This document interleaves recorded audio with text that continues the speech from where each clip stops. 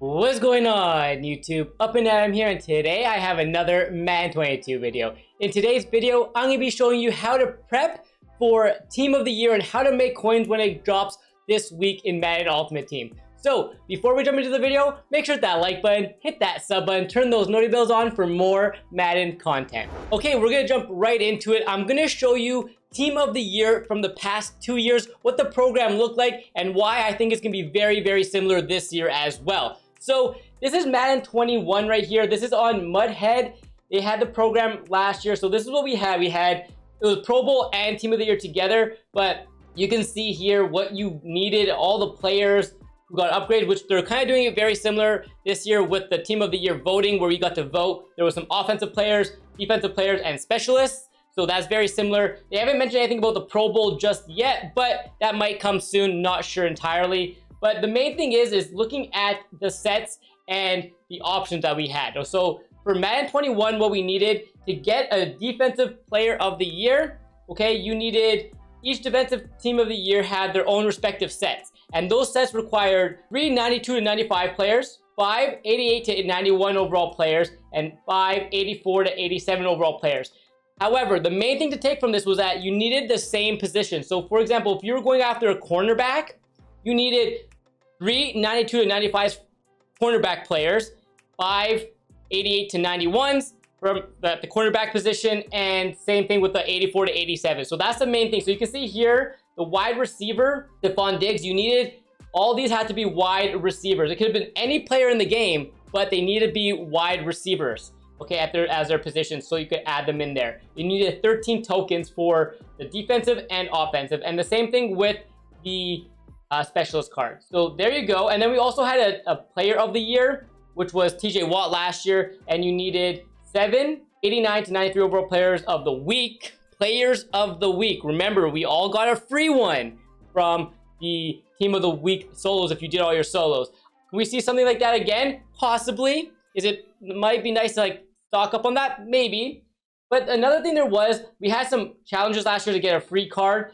But the main thing here to look at, we also had house rules, but the one I want to talk about is going to be these reroll sets. The day that came out, Team of the Year Fantasy Pack, okay, we had a random offensive Team of the Year player and then a random defensive Team of the Year player. So we all had this, and the market went up. The training market went up because people were doing the rerolls, trying to get some of the expensive players and whatnot. So I'm going to talk to you about how to prep for this, but this was last year's. Then in Madden 20, it was very, very similar. We had the same thing, like offensive, defensive, specialist as well. But this time, all you needed was, like, there wasn't random. It wasn't random, right? Like, it was just like a few people. They didn't have specific players. You couldn't just go after a specific player. It was like a random Team of the Year offense, a random Team of the Year defense player that you got. And you needed just like 187, 189, and then 291s and 193 to 94. So it was different. You didn't have to go specific players and stuff like that. But that was Madden 20. So this is before, but it's still very similar. You still had like the exchange sets here,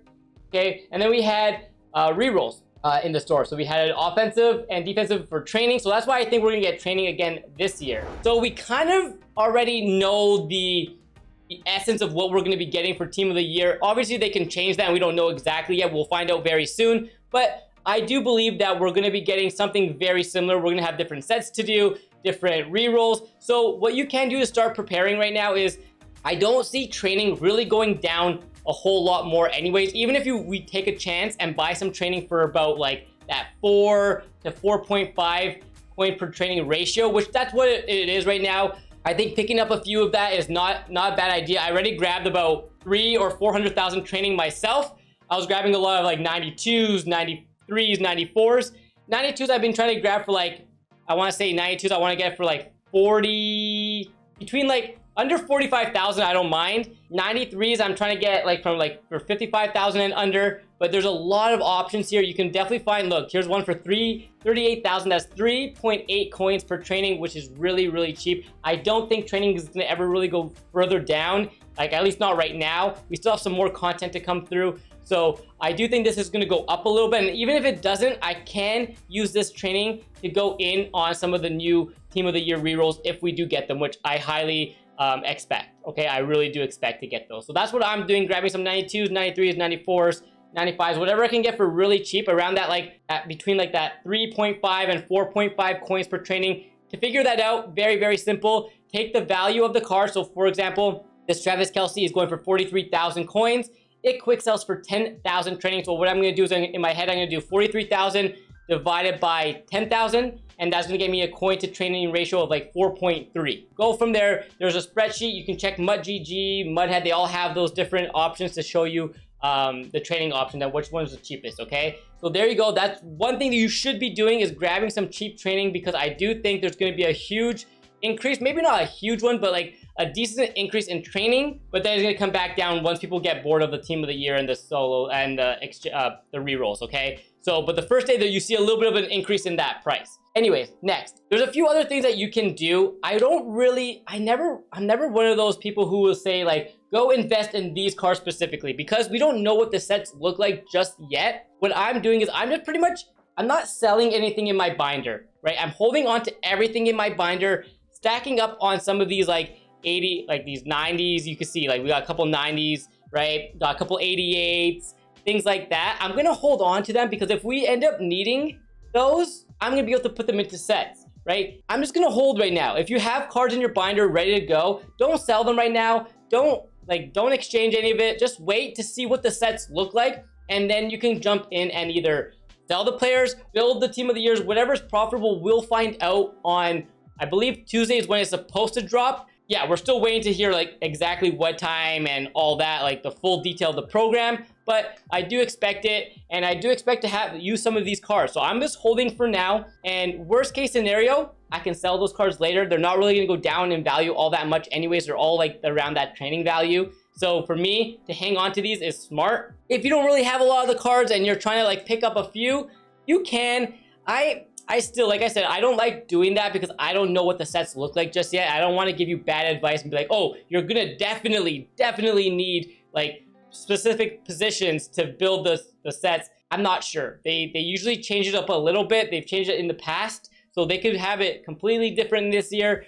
But that's why I don't like to like give you advice on that. But like I said, if you have things in your binder, just hold off on selling just yet. Let's wait to see what the sets look like, and then we could reevaluate. If you are going in and buying packs and all that, if you're like, you like enjoying like opening pro fantasy packs, things like that, I wouldn't mind you opening some of those. Right now, it's not a bad value. It's 14,000. I'm just pretty much hanging on to all my golds as well, because we could always exchange my golds up. But yeah, these packs are not too bad. Look, we got an 84 in here. I'm going to hang on to that. That might go up in value if you need specific wide receivers at that, around that 84 range, right? Another 83, that's not bad. This is not a bad pack at all. We might not make our coins back right this second, but we will eventually make them back if we need these players on Tuesday with the team of the year.